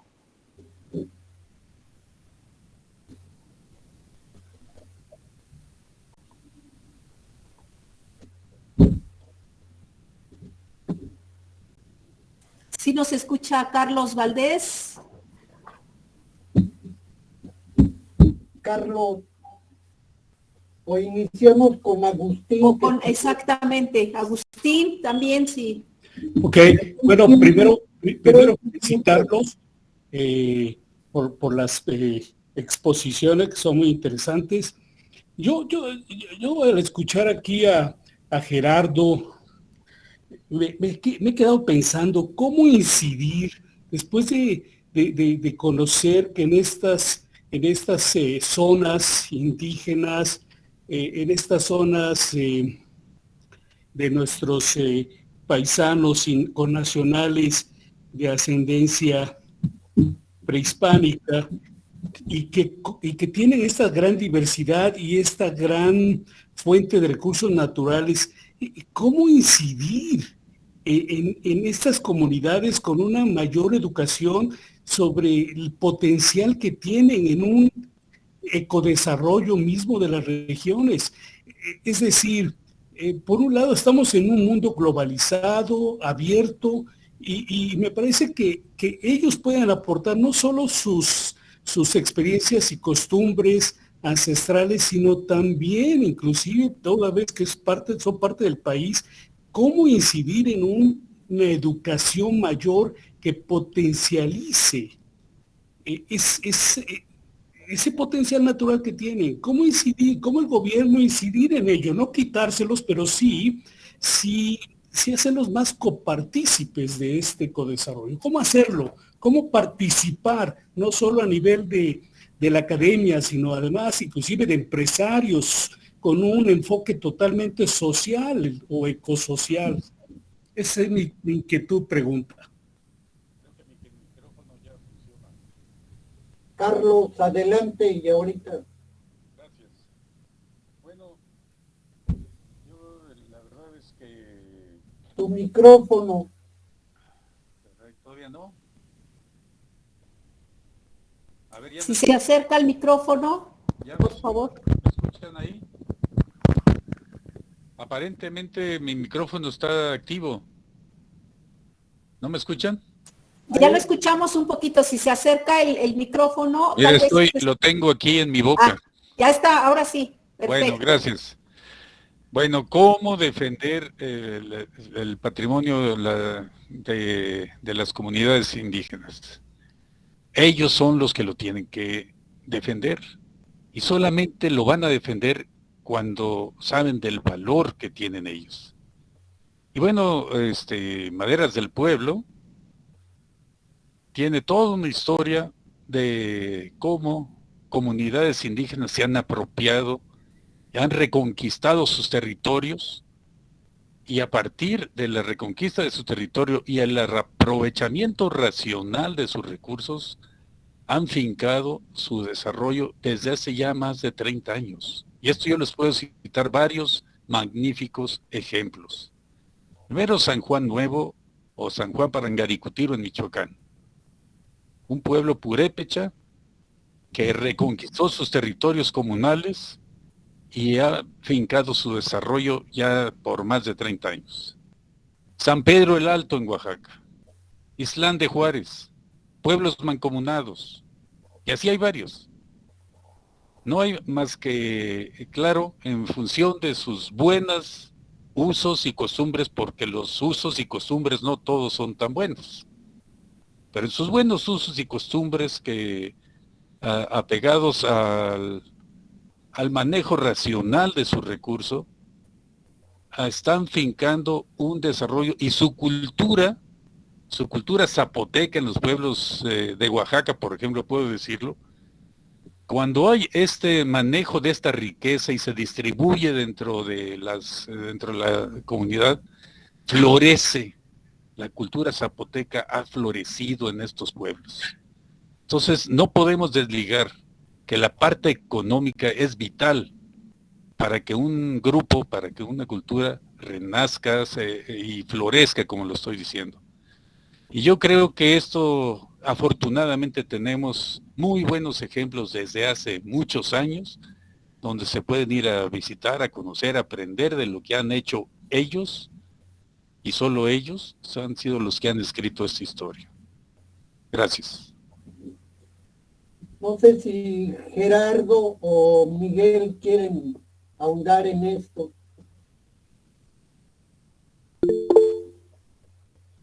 Miguel. Bueno, gracias Gerardo, gracias a los organizadores. Bueno, en realidad, para empezar, yo ya no me dio tiempo, pero está la presentación que quisiera que compartieran las organizaciones las dos presentaciones que mandé, porque en la segunda cuestionamos el término biocultural como academicismo, porque por lo menos en todo el estado de Oaxaca, con sus 16 pueblos indígenas, más el pueblo negro, ahí lo que se habla es de la comunalidad. El concepto es la comunalidad, que tiene sobre la base el bien común por encima del bien individual, tiene la base de considerar la naturaleza como algo sagrado, tiene la base de un concepto que se llama mayordomía, en dos ámbitos, la mayordomía en las fiestas, pero la mayoría de las fiestas la mayordomía de las fiestas está, desde hace muchos años, se aplica para poder equilibrar la igualdad al interior de las comunidades. El que más tiene es nombrado mayordomo para que gaste. Pero la otra mayordomía es importante, es yo heredo para heredar. Yo como indígena heredo para heredar, y como comunidad indígena heredo para heredar. Voy de paso. Entonces la responsabilidad sobre la madre naturaleza es muy fuerte. Y se considera la naturaleza, las raíces culturales, la cosmovisión, pero no desde el ámbito ni académico, ni tampoco que empiece a pervertirse. Creo que insisto en la descolonización de nuestros conceptos, es muy importante. Otra vez, escuchar hablar a un antropólogo de ruinas arqueológicas me parece así como muy sorprendente. Son centros ceremoniales sagrados, ¿cómo que ruinas arqueológicas? O escuchar que hay que mercantilizar los bienes naturales, mercantilizar el patrimonio cultural, venderlo, eso. Y el otro concepto de ser pobre o de economía, creo que estamos partiendo siempre al revés. Un dicho zapoteco dice, no es más rico el que más tiene, sino el que menos necesita. Y bajo esa lógica siempre se piensa qué vender en el mercado, qué poner al mercado, cómo mercantilizar, en lugar de ver qué produzco familiar y comunal y regional y localmente para no tener que comprar. Y eso fortalece la autonomía. Una letrina ecológica abonera seca da una enorme capacidad de subversión, porque te evita la dependencia del drenaje y del agua, la captación de agua de lluvia, etcétera, las ecotecnias rurales indígenas. Pero eso pues requerimos también descolonizarnos y acompañar a los pueblos, no desde aquí, desde la academia, desde arriba, desde afuera. Pues nuestra labor lleva 40 años acompañando a los pueblos, y los últimos 3 hemos tenido que salir por falta de fondos, pero el acompañamiento es allí en el terreno, no con visitas de doctor. No es con visitas de doctor de voy, diagnostico, regreso y les traigo la luz, les traigo la educación. Y ahorita lo que quiero cerrar nada más para decir que nos preocupa mucho los megaproyectos de la 4T. Los gigantescos, empezando por el mal llamado Tren Maya, pero el peor de todos es el corredor interoceánico, el aeropuerto de Santa Lucía, todos esos megaproyectos, y los pequeños, además de la minería que ya nombró el compañero Gerardo. Entonces, ¿qué estamos haciendo para apoyar a los pueblos y defender todo lo que tienen? Nosotros como intelectuales, como académicos, desde nuestras oficinas, desde nuestra ciudad, ¿qué estamos haciendo para apoyar frente a la defensa de estos monstruos que no solo van a afectar a los pueblos indígenas, van a afectar la vida del pueblo mexicano, de las generaciones futuras, irreversiblemente? Y entonces sí, pues me cuestiono que tenemos que descolonizarnos, cambiar nuestros conceptos de pobreza, de riqueza, de dinero, de mercantilización, y buscar un nuevo modelo de desarrollo, porque siempre se habla del capitalismo. Sí, el capitalismo tiene mucha culpa y es una condición sine qua non, pero aunque cambies, te vas al socialismo. ¿Qué pasó con el socialismo chino o soviético? ¿No fueron de los más depredadores ecológicamente? Es el modelo de desarrollo urbano industrial y el consumismo que se mete hasta la médula en las comunidades indígenas también. No hay que ser romántico.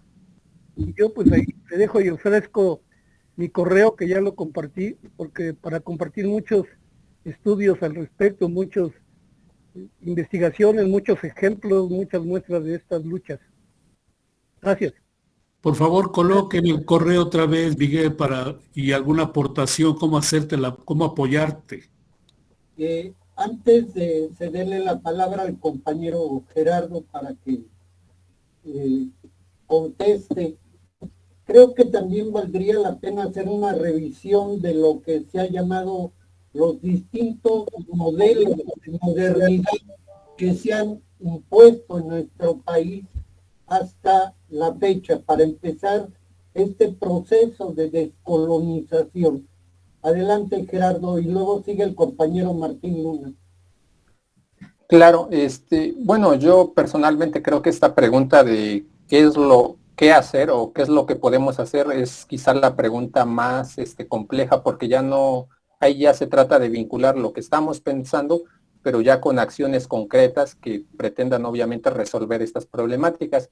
Y creo que es muy, muy complejo. Creo que tampoco habría como una respuesta o una única vía, sino esto depende de acuerdo como a las circunstancias en las que nos desarrollemos, en las que estemos, ¿no? Entonces, eso me parece que es importante. Yo, por ejemplo, comparto brevemente un poco lo que me he dedicado más, y que es como he colocado por ahí un granito de arena, como dicen, es que he registrado de manera audiovisual varias resistencias, pero también a su vez participo un poco como haciendo cartografía colaborativa, más dirigida como hacia los pueblos, y bueno, también participo en algunos procesos de defensa, ¿no? Entonces, pero pienso que así como este ejemplo, cada uno de nosotros puede aportar de manera diferencial de acuerdo a sus circunstancias, ¿no? Entonces, eso me parece que es importante. Algo que creo que sí sería muy importante sería que revisemos estas experiencias de las cuales tenemos mucho que aportar. Por ejemplo, ya ahorita está el caso de las maderas allá en los Chimalapas, pero así como esta, hay muchas, como ya lo mencionó aquí el compañero Carlos, ¿no? Entonces me parece que es importante. Yo personalmente ahorita llamaría la atención para que veamos qué es lo que ha pasado, por ejemplo, en Cuetzalan, que es aquí yo lo que tengo más cerca, con el ordenamiento territorial comunitario que hicieron y con varios procesos jurídicos incluso que han llevado al blindaje de este territorio de diversos megaproyectos que afectan el patrimonio biocultural. Y también llamaría la atención, por ejemplo, con lo que está sucediendo actualmente ahorita, que no estoy inventando nada, esto está sucediendo ahorita, de la controversia constitucional que antepuso un grupo de campesinos de la zona de Ixtacamacitlán, específicamente Tecoltemi, para declarar la inconstitucionalidad de la ley minera que obviamente los está afectando, ¿no? Entonces me parece que esto es lo que habría que hacer, y bueno, ya un poco ahí también retroalimentando lo que dijo el compañero Miguel, pues diría que sí, efectivamente hay que descolonizar también los conceptos, porque en el caso, por ejemplo, del patrimonio biocultural, yo siempre que escucho esto, que ha sido como una moda que se ha impuesto en los últimos años, yo digo, pues esto los pueblos originarios lo vienen trabajando desde hace un montón de tiempo, solo que no lo nombran así. Entonces me parece que es importante también pues descolonizar o realmente cuestionar estos conceptos. Y bueno, eso es lo que podría decir. Gracias, Gerardo. Martín.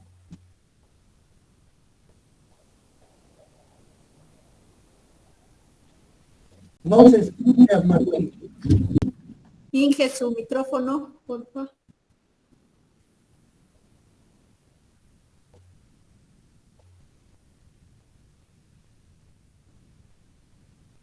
No lo escuchamos.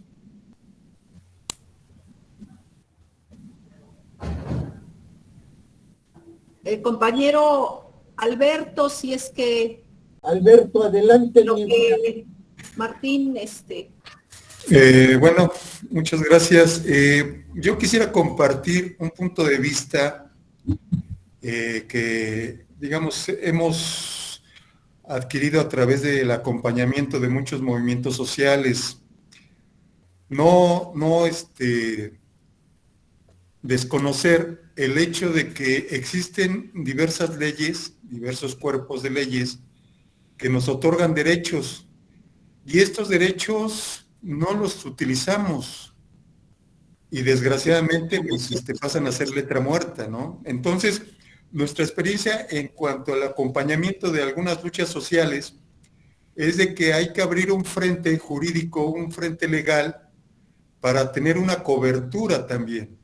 No independientemente, pero paralelo a la lucha social que se está desarrollando, digamos, en alguna problemática, me parece que es una muy buena táctica, es una muy buena estrategia el hecho de que ese movimiento social pues se vea acompañado de un desarrollo, de una estrategia legal, porque desgraciadamente no tenemos como diríamos, no tenemos esa previsión de que tengamos una cobertura legal y sobre todo hacer el ejercicio que los mismos cuerpos de leyes nos están brindando, ¿no? Si recordamos ahorita que lo que les acabo de leer en cuanto a la ley de equilibrio ecológico nos faculta inclusive para impugnar leyes, cosa que es verdaderamente muy difícil en algunos ámbitos que nos otorguen un interés, bueno, se llama legítimo interés y legitimidad activa. Entonces, mi humilde opinión es de que todo movimiento social pues debería ser acompañado de una estrategia jurídica para darle cobertura a ese movimiento social y pues que tenga mayores probabilidades de llegar a buen término. Ese sería mi comentario. Gracias, Alberto. Y algo que mencionaba Gerardo ahorita antes de darle la palabra a Martín, habría que preguntarnos también el tipo de promotor que hoy requieren las instituciones como la propia Dirección General de Culturas Populares.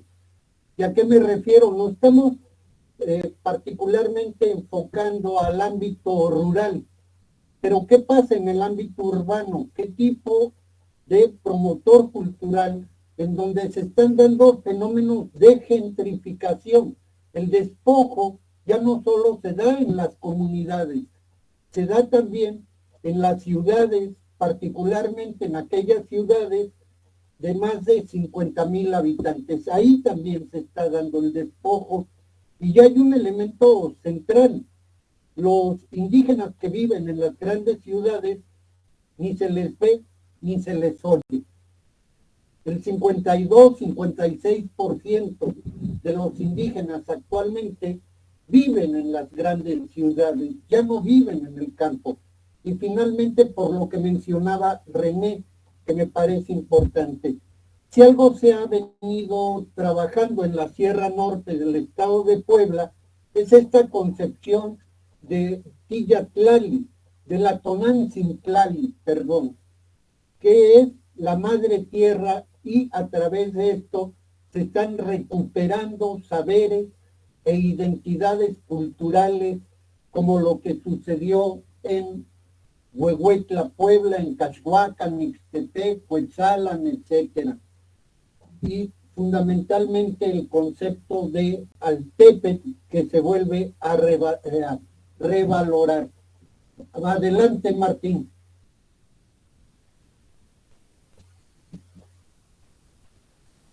¿Ya no está alguien más?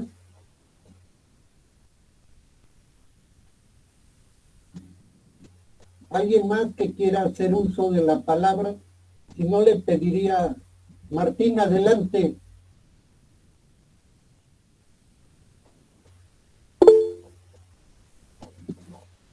Parece que no tiene micrófono. El audio, Martín. Ajá, se deshabilitó su micrófono por el número de participantes. A ver, déjeme ver si es que podemos activarlo. La palabra Carlos Valdés. Bueno, antes de que tanto Martín logra conectar su micrófono, yo solamente quiero señalar que, por ejemplo, este fin de semana estuve en la Sierra de Jalisco con los grupos Huichol. Muchos de los grupos indígenas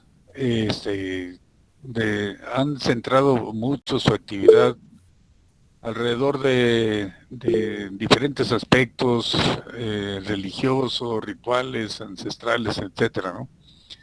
Pero lo que es cierto es que todo el mundo coincide en la necesidad de desarrollarse, de tener ingresos, de trabajar ya sea vendiendo, lamentablemente a veces la goma, o la marihuana, o la madera, o a veces ya ni maíz. O sea, se analizaba que casi ya no están sembrando maíz.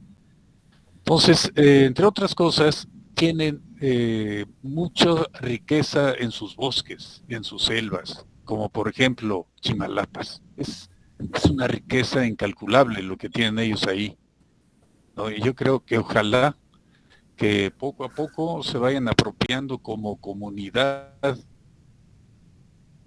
de esa riqueza, que los una, que los desarrolle a todas las generaciones, porque eso es en este momento lo que los puede unir. Un aprovechamiento forestal necesariamente, no solamente legal, sino desde el punto de vista de trabajo, une a la comunidad en el trabajo. Y creo que ahí la comunidad de Gerardo Romero, allá por tu pueblo, por tus comunidades de allá, también son muy ricos en los bosques de Veracruz, y que mucho tiempo estuvieron trabajando de manera desorganizada. Me tocó porque hace 35 años fui jefe del programa forestal de allá de Veracruz y lo conocemos. Y tienen una posibilidad también de unirse, así como lo dijeron ahorita. Hay muchos recursos legales que se pueden hacer para que las comunidades se unan en algo, en el aprovechamiento de un recurso natural renovable. Es increíble cómo San Juan Nuevo de hace 35 años ha mejorado muchísimo sus bosques, ha mejorado muchísimo su comunidad y ha ligado sus tradiciones fuertemente con el desarrollo, y donde ha revertido el proceso de migración, donde gente que se había ido al norte ha regresado a su comunidad, a integrarse a sus costumbres, a su fuente de trabajo, y donde se ve claramente el gran potencial que tienen para unirse y para hacer florecer sus culturas. Yo les agradezco la invitación, Miguel Ángel, que me hayas invitado, y tengo un compromiso ahorita y me tengo que retirar, pero estoy a sus órdenes. Muchas gracias. La compañera Yasmín quería tomar la palabra. Adelante, Yas. Bueno, no sé si me escuchan, tenía problemas con mi audio. Sí. Okay. Bueno, pues me parece muy interesante la charla del día de hoy, pero también creo que hay que visualizar la parte de lo que están comentando, ¿no? La concientización. Yo creo que los pueblos, las comunidades, claro que están conscientes del patrimonio biocultural inmaterial con el que cuentan en las comunidades, y claro que están conscientes cuando se están siendo víctimas de despojo. Yo creo que más allá de concientizar a los pueblos, desde mi perspectiva, es importante, fundamental, concientizar a las instituciones, en este caso culturas populares, hasta dónde le corresponde a culturas populares apoyar, el acompañar a las comunidades, cuáles son las facultades políticas, culturales con las que la institución puede acompañar a estas comunidades que están siendo víctimas, e individualmente como promotores culturales, ¿qué podemos hacer para acompañarlos? Claro que ellos pueden levantarse, alzar la voz, meter escritos y solicitudes, pero podemos acompañarlos como institución. Pero ¿cuáles son las facultades que tenemos como culturas populares para poder encaminarlos de manera satisfactoria? Gracias. Ahora sí, Martín.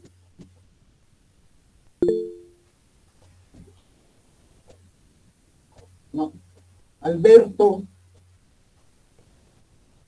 Gracias por lo que estaba comentando la compañera Yasmín. Me parece muy importante que nosotros como promotores culturales, pues nuestra labor es difundir, y en este caso para hacer una conciencia de los derechos establecidos en las leyes, pues esa sería una parte muy importante que nos tocaría, el hecho de difundir los diferentes derechos que se encuentran en las leyes para que la propia gente de las comunidades se lo apropien, porque es una lástima que existen muchos derechos que no se ejercitan por el desconocimiento.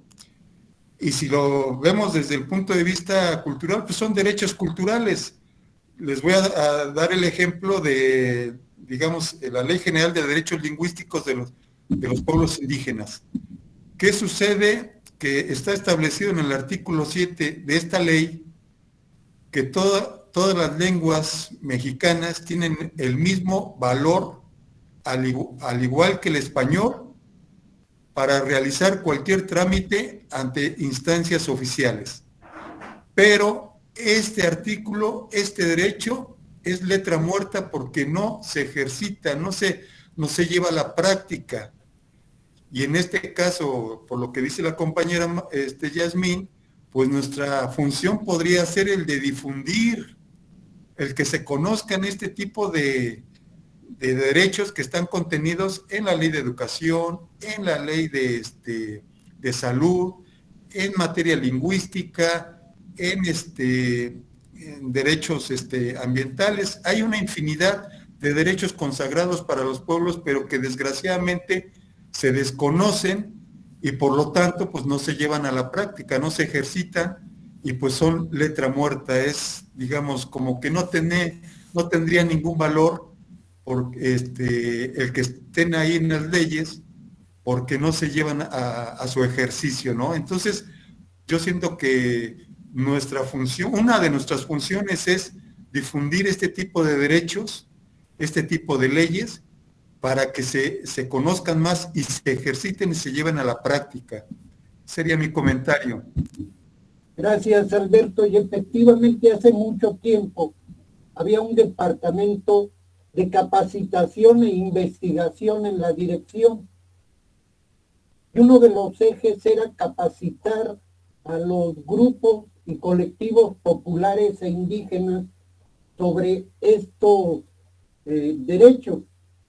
Y hablando de derechos, a mí me parece que no, hasta dónde también como promotores culturales o trabajadores de la cultura manejamos o conocemos la Convención sobre la Protección del Patrimonio Cultural y Natural, que forma parte del cuerpo de leyes en nuestro país. Y con esto le cedo la palabra al compañero Miguel Ángel. Adelante, Miguel Ángel.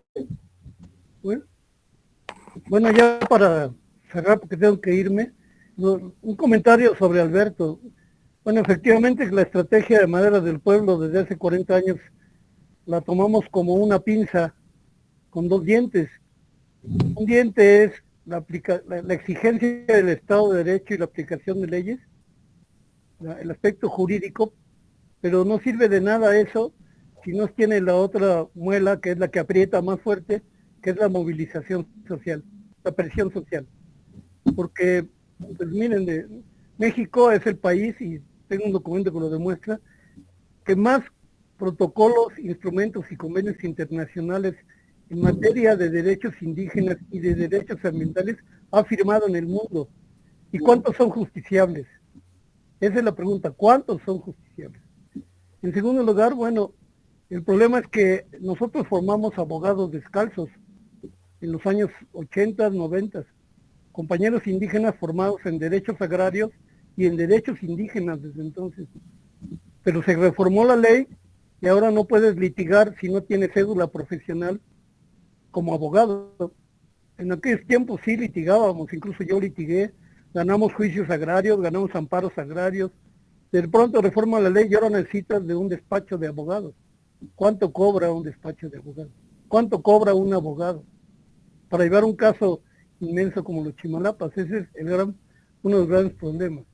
Y sobre Carlos, bueno, Carlos y yo trabajamos en la misma institución, en la Subsecretaría Forestal, en 75, yo renuncié en 88, y efectivamente el manejo maderero es interesante, pero tiene sus újules. El manejo maderero solo se puede aplicar en bosques templados de coníferas, y eso, si es silvicultura intensiva, es muy manejo racional, pero termina con la diversidad biológica. Eso es una gran cuestión. Y en el caso de Chimalapas, ¿para qué estar pensando en madera si lo que necesitamos es un inmenso programa de agroecología, de agroforestería? Hay que restaurar 50,000 hectáreas devastadas por los intereses chapanecos en la zona oriente. ¿Para qué estar pensando en talar en vez de estar pensando en restaurar agroecológicamente. Y una gran perversidad actual en Chimalapas y en todo México es el famoso programa Sembrando Envidias y Cosechando Votos. Ese es terrible y en Chimalapas es absurdo, lleno de diversidad de árboles, llevan plantas de viveros militares, ojo, militares, la militarización en pleno. Desde Veracruz llevan la planta hasta los Chimalapas cuando están rodeados de plantas. Y eso nada más para pagarle 5,000 al mes. Es terrible ese programa que divide y que pervierte, en vez de un programa intensivo de agroforestería, agrosilvopastoril, con participación comunal, comunitaria, de inmediato. Eso yo respondería a las observaciones de Carlos. Yo estuve en desarrollo forestal, yo fui de los pioneros en San Juan Nuevo, en el Plan Forestal Quintana Roo, en los pueblos mancomunados de Oaxaca. Entonces conozco, como diría Martí, conozco el monstruo, viví en sus entrañas. Gracias, Miguel Ángel. ¿Alguien más? Si no, le cedo la palabra a nuestra jefa de la unidad, a la maestra Alicia Juárez, pues para que vaya cerrando esta primera mesa que tuvo una gran acogida. Eso nos da mucho aliento para las siguientes. Adelante, maestra. Muchas gracias, maestro Gerardo. Y bueno, realmente es un gusto el ver la participación tan animada de todos los ponentes, los participantes a esta mesa de diálogo, que desde el momento en que el maestro Gerardo me hizo la propuesta de llevar a cabo esta mesa de diálogo, me pareció muy oportuna, sobre todo por estas diferentes problemáticas que vivimos día con día y que de alguna manera nos dejan sobre la mesa, creo que muchas preguntas, muchos retos, ¿no? Porque yo los escuchaba ahorita hablando de las comunidades indígenas en su mayoría, y me viene a la mente también lo que vivimos aquí en la capital, y me imagino que en otras capitales del país y del mundo, ¿no? Donde cada vez, por ejemplo, crece más la ciudad, la población de manera desmedida, desenfrenada, y cada vez vamos comiendo más territorio que le corresponde a la Malinche, por ejemplo, ¿no? Y que de alguna manera, pues, tenemos que hacer conciencia también aquí en la capital y hacernos estos planteamientos que muy atinadamente han planteado, han hecho y han puesto sobre la mesa. Pues no me resta más que agradecerle a todos ustedes, a los compañeros de la Unidad Regional Puebla de Culturas Populares Indígenas y Urbanas, y invitarlos. Tenemos a lo largo del año ya planeadas diversas actividades. La próxima actividad la tendremos en el mes de febrero, que tiene que ver precisamente con el tema de lenguas originarias y algunos otros temas que tenemos ahí en el tintero. Entonces, les agradezco muchísimo su participación, agradezco a los ponentes que pues ha sido una mesa muy, muy oportuna y provechosa. Si no hay alguna otra observación, alguna otra participación, pues vamos a dar este cierre por terminada esta sesión, agradeciéndoles infinitamente su presencia.